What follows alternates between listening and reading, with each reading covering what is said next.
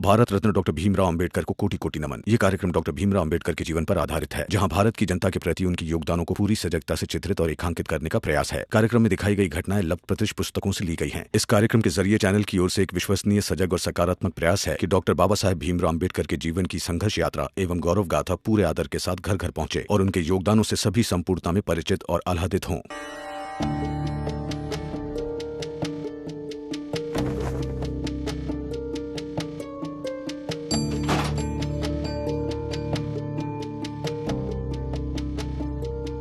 रुकिए। रमा, भीम के पास आना। पास जाना मतलब? अरे भीम के पास आकर खड़ी तो हो।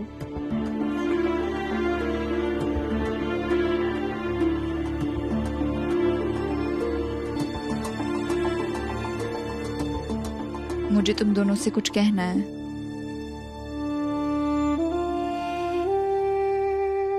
तुम दोनों सच में बहुत महान हो। मेरे अपने सगे ना होते हुए भी मेरे लिए इतना कुछ किया, और वो मेरा अपना भाई नरोत्तम जोशी अपना होते हुए भी इतना पराया हो गया है। इन जात पात के चक्करों में जैसे सब कुछ भूल गया हो। अपनी बहन को, उसकी खुशियों को, सबको। मैं तुम दोनों का दिल से शुक्रिया अदा करना चाहती हूँ।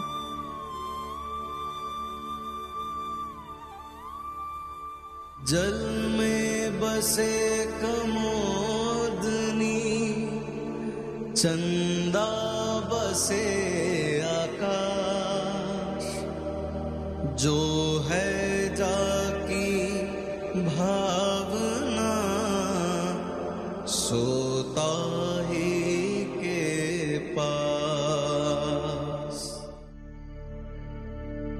साहब, अरे आप लोग कहाँ रह गए थे? मैं वहां कब से इंतजार कर रहा था। आपको देरी हुई तो सोचा मैं ही ढूंढ लूं। भीम, रमा और निर्मला निपटे कि नहीं निपटे? जल्दी बताइए ताकि सुकून मिल जाए कि अपनी बिरादरी की मर्यादा को तोड़ने वाले को सजा अच्छे से मिल गई। बताइए ना साहब, बताइए।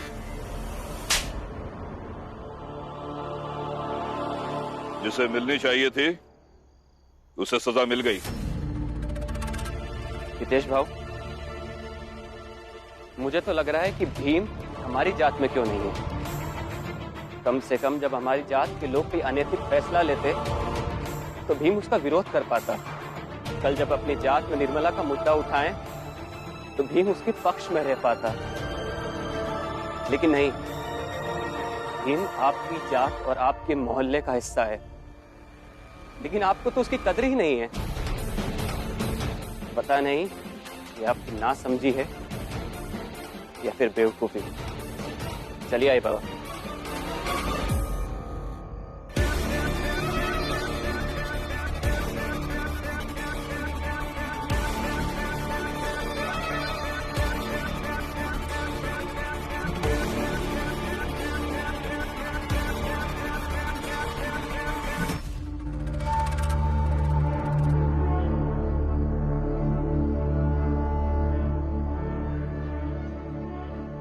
जनार्दन, हितेश भाऊ अबे तक नहीं आए।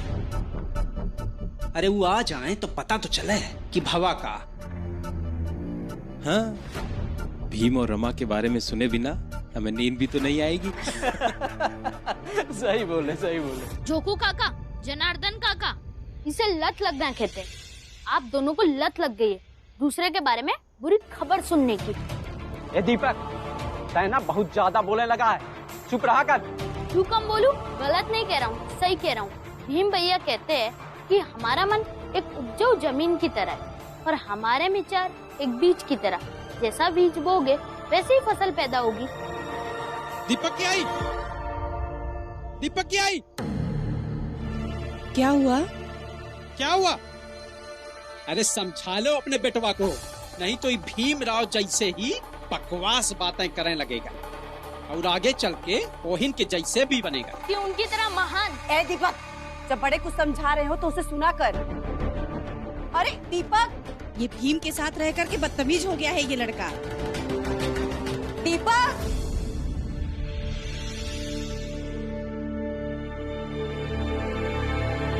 पापा। पापा, बेटा तुमने बहुत देर कर दी। वो बाबा काम ढूंढ कर आ रही थी तो वहाँ रास्ते में बारिश होने लगी, इसलिए वही रुकना पड़ गया। अरे बाबा वो सब छोड़िए, एक खुशखबरी है। क्या? वो मैं रास्ते में जब आ रही थी ना तो मैंने देखा कि अभय जी के बाबा ने हितेश काका को थप्पड़ मारा। थप्पड़ मारा?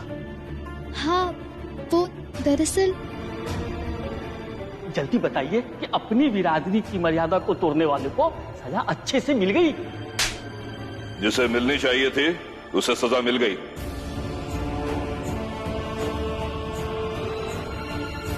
भीम आपकी जात और आपके मोहल्ले का हिस्सा है, लेकिन आपको तो उसकी कदर ही नहीं है। पता नहीं ये आपकी नासमझी है या फिर बेवकूफी।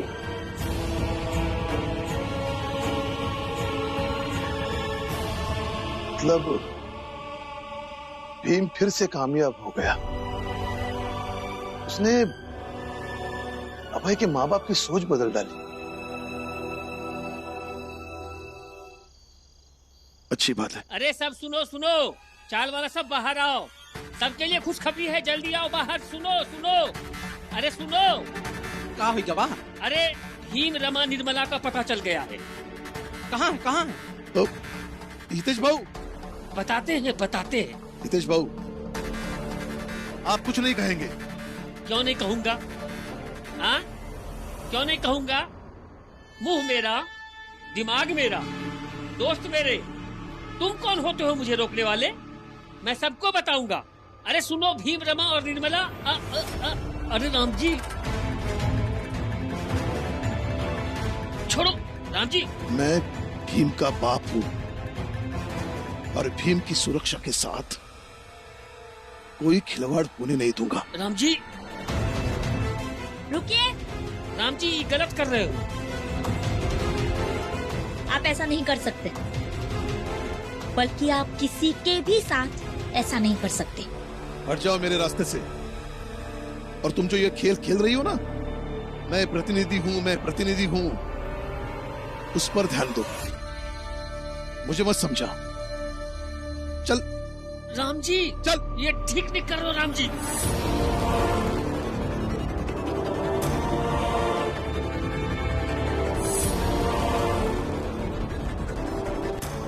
राम जी, अरे क्या कर रहे हो राम जी? अरे पागल हो गए हो क्या? अरे राम जी पागल हो गए क्या? हितेश, चाहता तो मैं वही सबके सामने तुम्हें मारता, लेकिन मैंने ऐसा किया नहीं। मैंने तुम्हें एक बार समझाया था, मगर तुम समझे नहीं। मैं जानता हूं, तुम्हें पता है भीम और रमा कहां है। और हाँ, मैं तुम्हें यहां लेकर आया हूं। ये बात किसी को पता नहीं चलनी चाहिए।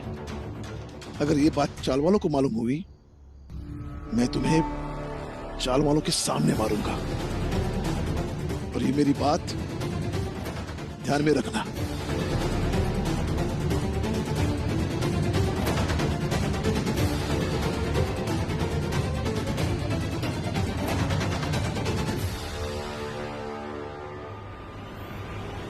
ये सरसर जाती है, ऐसे किसी को बेइज्जत करके खींच के ले जाना, समझ रहे ना आप? अभी इस काल की प्रतिनिधि होने के नाते मैं ये जोर जोर से कहूंगी कि ये गलत है। हाँ गलत है, बिल्कुल गलत है। हाँ बिल्कुल गलत है। हाँ ये गलत है। अरे वाह, आप कब से सही गलत की बातें करने लगी? लक्ष्मी अपनी सास से ऐसी बात नहीं करेगी। ठीक है, तो कुछ और बात करती हूँ। आप सबको एक खुशखबरी देती हूँ। भीम भाऊ ने अभय जी की आई बाबा की सोच बदल दी।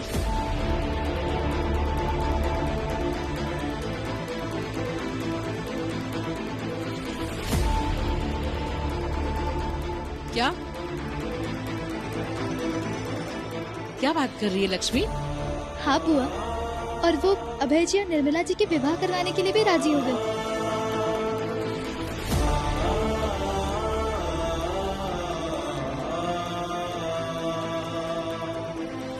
ये तो मुझे पहले से ही पता था कि भीम और रमा जो ठान लेते हैं वो करके ही रहते हैं।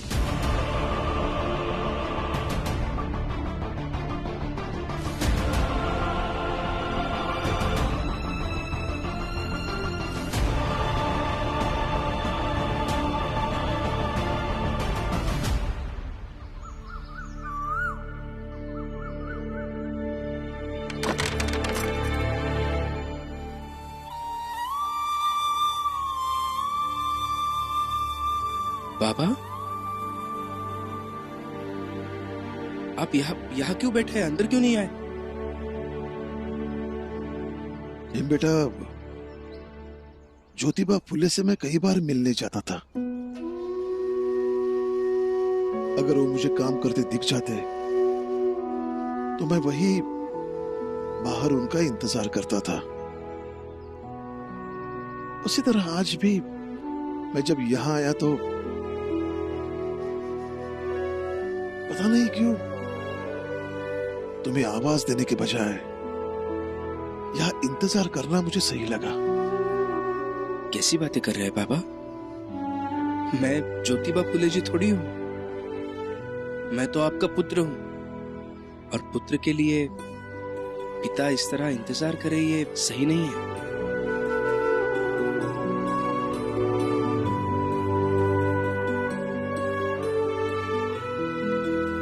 अगर पुत्र तुम्हारे जैसा हो तो पिता को इंतजार करना चाहिए। तुमने अभय के माँ बाप की सोच बदल दी और एक अच्छा काम किया।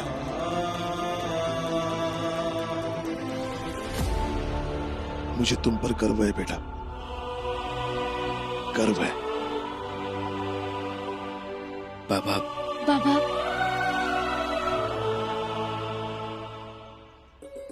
अरे बाबा कैसे है आप? और घर में सब कैसे है? जैसे थे वैसे ही है। लक्ष्मी भी आ गई है। अब तुम लोग भी घर चलो जल्दी। बस आज भर की बात है बाबा। आज अभय जी के आए बाबा उनके समाज वालों से बात करने वाले हैं, और मुझे पूरा विश्वास है कि वो लोग मान जाएंगे। उन्होंने ये भी कहा है कि वो निर्मला जी और अभय जी की शादी करवाएंगे, और फिर उसके बाद उन्हें यहाँ से लेके जाएंगे। हाँ, फिर हम भी घर आ जाएंगे। हाँ, लेकिन तब तक तुम लोग अपना ख्याल रखना, क्योंकि हितेश को पता चल गया कि तुम लोग यहाँ हो। ये रिश्ता एक अपराध है। एक विधवा को दूसरी शादी करने का कोई हक नहीं है, और अगर निर्मला के पेट में कुछ बच्चा पल भी रहा है तो वो विधवा धर्म का पालन करते हुए भी उस बच्चे को पाल सकती है। क्यों हक नहीं है?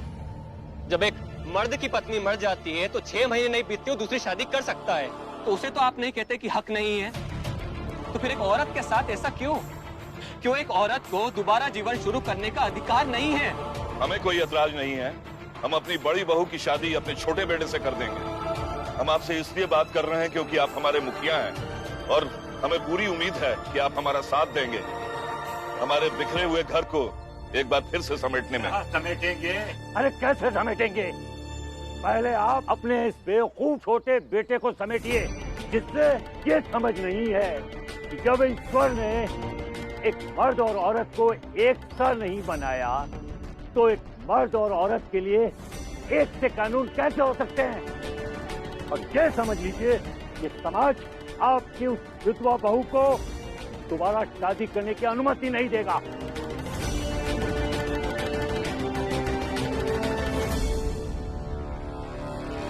तो फिर यह समाज मुझे ये आज्ञा दे कि मैं अपने परिवार के साथ ससम्मान यहाँ से चला जाऊं। जब आपको अपने मन का ही करना है तो फिर पूछने की नौटंकी कर ही क्यों रहे हैं? पूछ इसलिए रहे हैं क्योंकि हम इस समाज का मान करते हैं और इस समाज को छोड़कर जाने की तो हमारी भी इच्छा नहीं है। लेकिन अगर आप लोग नहीं मानेंगे तो अपने परिवार को बचाने के लिए हमें ये रास्ता अपनाना होगा। हम चाहते थे कि आप लोग, ये समाज हमारी बात सुने, इस मुश्किल समय में हमारा साथ दे, इसलिए हमें आपकी सहमति की अपेक्षा थी और हम लोग आपके पास आने ही वाले थे। उससे पहले आप ही यहाँ आ गए और लग रहा है कि आप हमारी बात नहीं समझ रहे हैं, तो हमें आपकी मदद की कोई जरूरत नहीं है। आई बाबा, चलिए। रुको,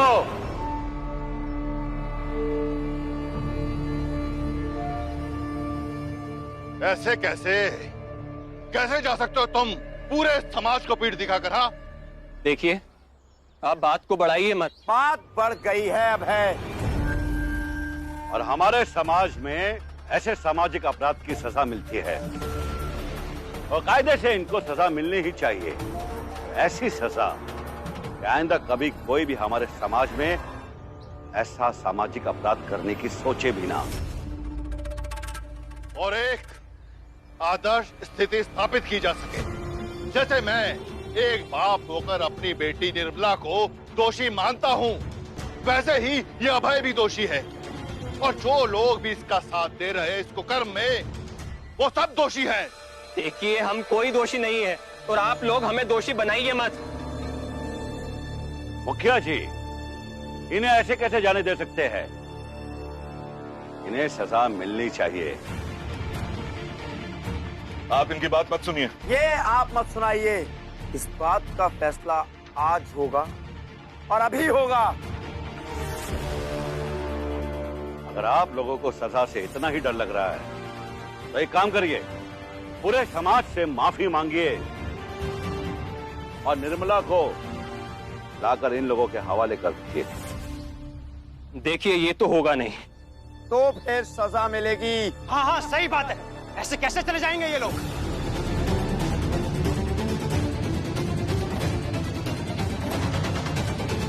आखिरी बार कह रहा हूं कि अपने किए की माफी मांग लीजिए और उस विधवा को सामने लाइए।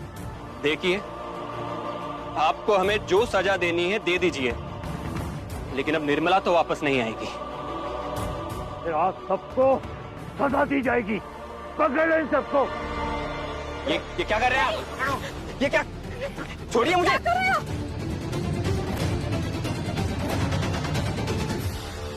पापा जी और उनके आए बाबा एक बार उनके समाज में बात करके आ जाए, सारी समस्या खत्म हो जाएगी। अब भी समय है। तू, तेरी आई, तेरा बाबा समाज से माफी मांग लो तो सब तुम्हें छोड़ देंगे। जब हमने कोई गलती ही नहीं करी है तो माफी किस बात की? ले चलो इन्हें मार मार के और पेट से बांध दो। नहीं, छोड़िए। क्या क्या क्या क्या कर रहे हैं? छोड़ दीजिए। बहुत देर हो गई, अभी तक अभय जी और उनके आई बाबा आए नहीं। बेटा, मुझे डर लग रहा है कहीं उनके समाज में अभय और उनके माँ बाप का आग्रह भारी न पड़ गया।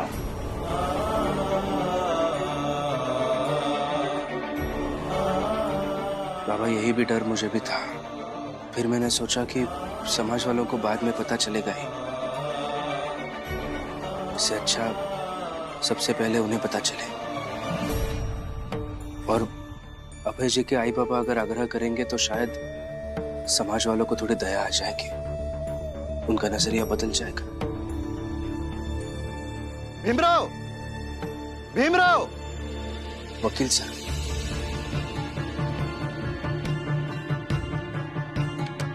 भीमराव! सर? भीमराव, वहाँ समाज वालों ने अभय के आई को बंदी बना लिया है। अभय को और अभय के बाबा को पेट से बांधकर पत्थर मार मार के घायल कर दिया। क्या?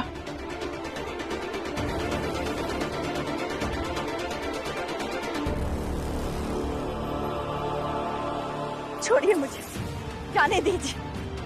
छोड़िए, आप ये गलत कर रहे हैं। आप छोड़िए। अभय! जब तक दोनों पूरे समाज से माफी नहीं मांगोगे, ऐसे ही बंधे रहोगे और तब तक अभय की आई हमारे समाज की औरतों के कब्जे में रहेगी। आई नहीं। अब यह मुद्दा व्यक्तिगत नहीं रहा। नरोत्तम जोशी ने इसे अपने फायदे की जमीन बना ली है। वो सोच रहा है यही मौका है समाज के बीच अपने साथ बढ़ाने का। जब वो सामाजिक मूल्यों के लिए अपनी बहन की खुशियों की कुर्बानी देगा